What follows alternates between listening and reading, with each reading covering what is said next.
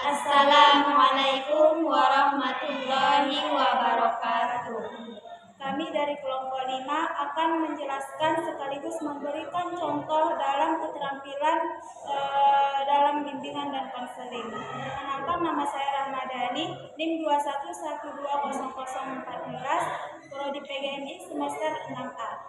Dan perkenalkan, nama saya Siti Maruya dengan NIM 21160027, Prodi PGMI semester 6A, di mana saya akan menjelaskan sedikit tentang keterampilan dalam BK.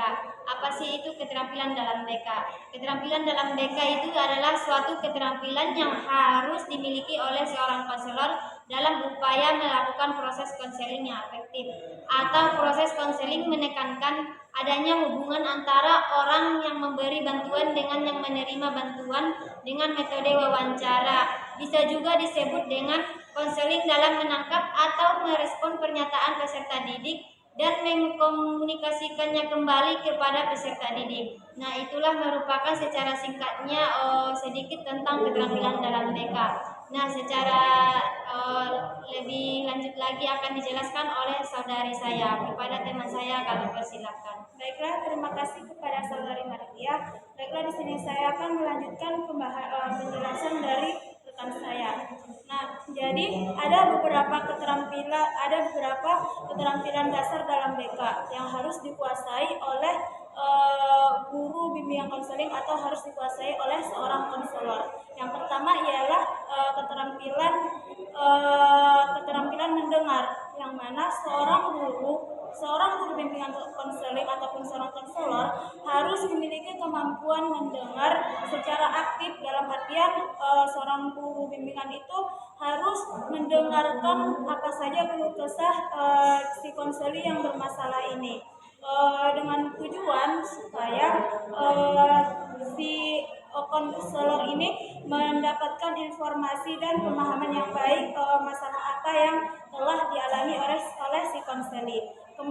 Kemudian keterampilan yang kedua ialah keterampilan parafrase, yang mana di keterampilan yang kedua ini seorang konselor harus mampu menggali permasalahan si konseli ini, sehingga kita sebagai konselor mengetahui bagaimana dan kenapa apa asal usul si konselor sehingga dia melakukan hal ataupun melakukan masalah tersebut.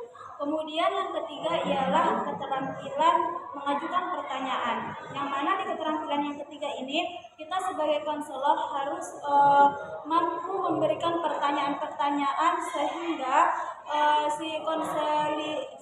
si konseli ini akan menceritakan hal-hal apa saja dan bagaimana dari permasalahan tersebut terjadi dari awal sampai akhir, sehingga kita sebagai konselor setelah kita mengetahui apa saja permasalahan yang telah dialami si konseli ini, kita mengetahui hal apa yang harus kita lakukan untuk menyelesaikan masalah yang dialami si konseli tersebut. Kemudian yang terakhir ialah keterampilan